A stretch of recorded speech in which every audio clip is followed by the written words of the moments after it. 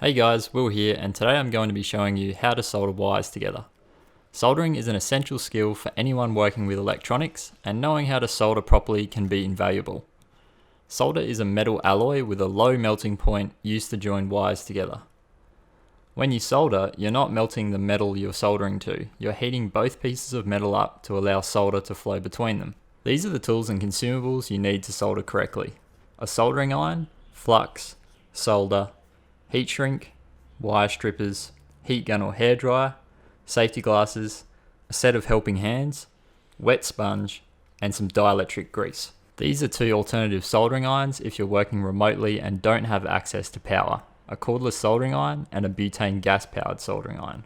If you need to find any of the tools I'm using today, I'll leave a link to them in the description below.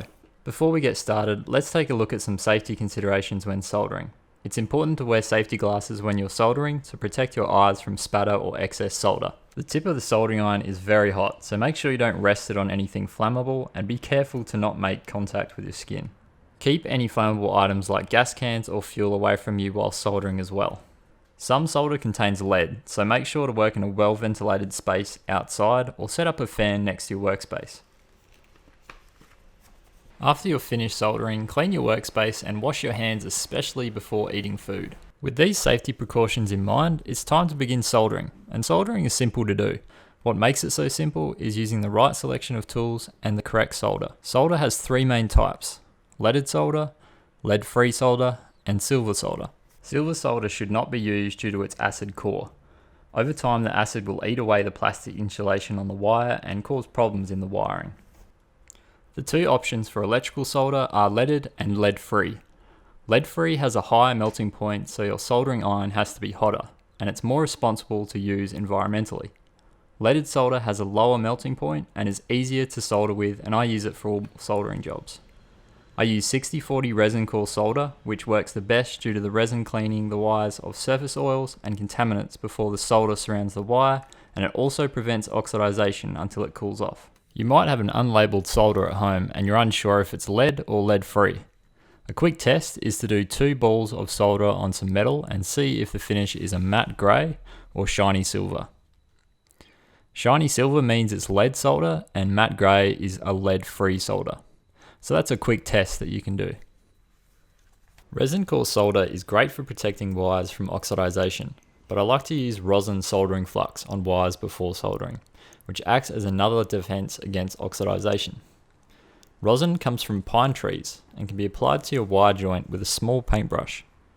Its melting point is slightly lower than solder, so it melts into the wires first, cleaning them so that solder can flow into the joint. It works well to fight the mortal enemy of solder, that being metal oxidization. When heating up your soldering iron and the wires you're going to solder, metal oxides form and coat the wire, making it difficult to solder. Using flux prevents those metal oxides from forming. If you haven't used flux, I recommend giving it a try. It makes soldering much easier and you end up with a better solder job. The last tool you'll need is a soldering iron. There are a couple of options here: a corded electric one like this, a cordless electric one like the Milwaukee, or a gas soldering iron.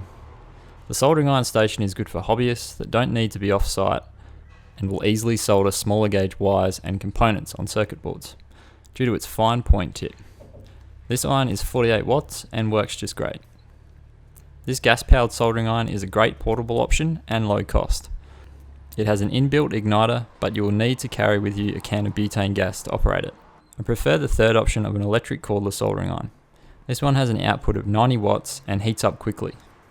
It can handle thicker gauge wire like this, and you can change the tip over if you need to solder circuit board components as well. Now that you know what tools are required, I'll be showing you in 5 easy steps how to solder. Start by stripping the wires back, slide on the heat shrink, splice the wires together, solder the wires, and shrink the heat tubing. The first step is to strip the insulation off both wires you're connecting. Simply insert the wire into the pliers and use them to quickly remove insulation. Strip the same amount from each wire to make them easier to join. If you accidentally break the strands of wire when stripping the insulation, cut the remaining wire strands and start again. If you don't, it will cause extra resistance in the wire and therefore heat, which can cause the wire to melt and even present a fire risk if the circuit fuse does not pop. With the wires stripped, it's time for step 2, adding heat shrink. When it comes to selecting the size of heat shrink, pick the one that barely fits over the wire so that when it comes to shrink it, there will be a tight seal over the solder joint and wire. Heat shrink tubing shrinks to about half its diameter. This should help with picking the correct size. Use a piece of heat shrink long enough to cover the exposed wires and part of the insulation.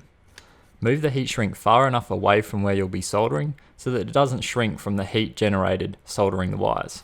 Now for the third step, we're going to connect the wires using a lineman's splice, also taught by NASA to its astronauts. Start by making sure you have enough wire stripped and twist the wire strands tight. Cross one wire over the other and wind one wire tightly around the other for at least 3 turns. Repeat this on the other side. Make sure there are no stray bits of wire sticking up that could poke through the heat shrink. All the strands should be flush. Next, attach your wire to a helping hand to keep the wire steady for soldering. The jaws are sharp on the alligator clips, so I wrap mine in some heat shrink to prevent them cutting through the wire insulation. Now attach your wires to the helping hands to hold them steady.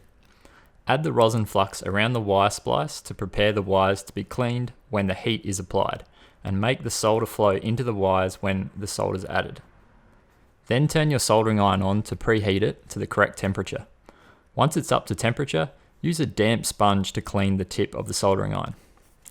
Next, we are going to tin the tip of the soldering iron. To do that, just add a few dabs of solder to the tip and wipe it on your damp sponge, leaving a thin layer of solder on the tip. The soldering iron is now tinned and ready for soldering. It's now time to solder the wires. Before the copper wires will take solder, they need to be heated up. Position the tip of the soldering iron underneath the wires and add a small dab of solder.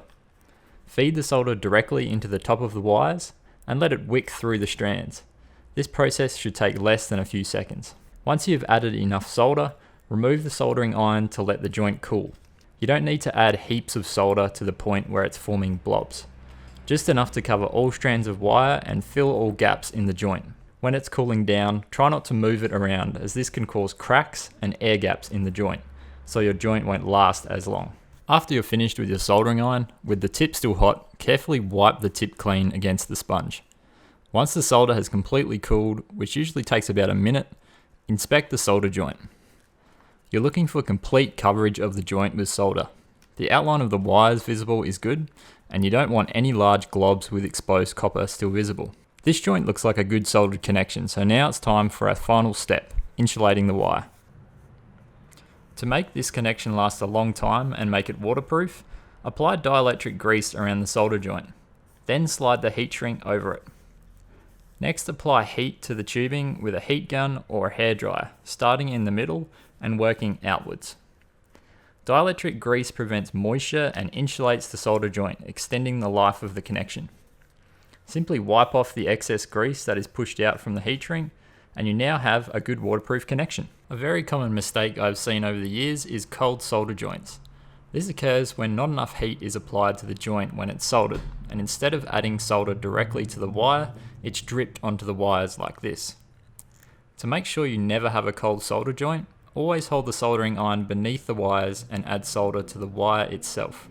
That way you know the connection is the best quality and you can visually confirm it is too, before moving on. So now you know how to solder, practice on some wires until you have mastered it and leave me a comment letting me know what you have repaired or installed using soldering. The products I used in this video are linked in the description so you can find them quick and easy. If you use soldering on a project you're working on, follow me on Instagram or Facebook and send me a picture of your work. And if you aren't subscribed to my channel, consider subscribing for more videos. See you in the next one.